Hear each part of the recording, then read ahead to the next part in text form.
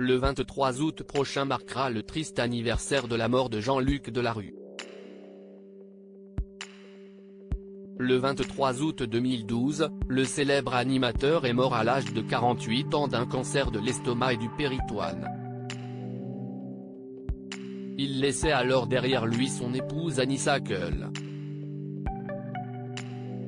Après une bataille juridique houleuse, qui l'a opposée à Elisabeth Bost, mère de Jean, le fils de Jean-Luc Delarue, et qu'elle a remportée, Anissa Delarue a accepté de donner une première interview en 2016 à TF1.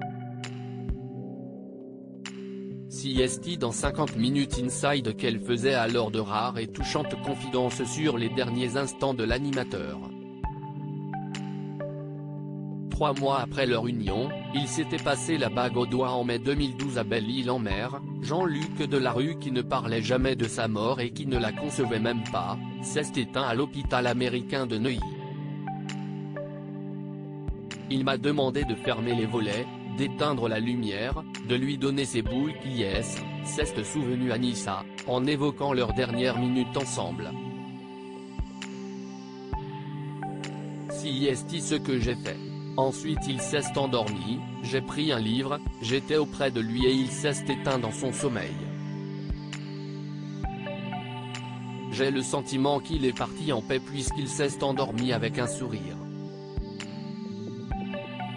CST la toute première fois où la veuve acceptait de se livrer sur ce moment tragique.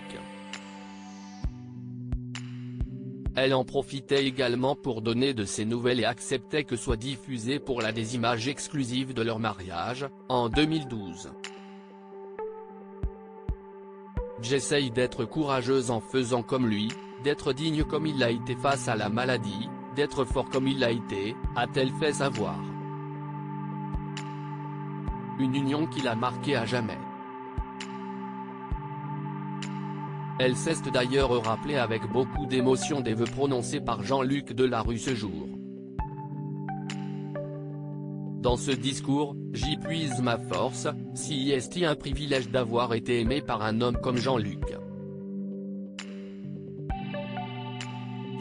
Vous savez quand vous portez la robe blanche, ce n'est pas pour porter la robe noire quelques semaines plus tard, a-t-elle confié.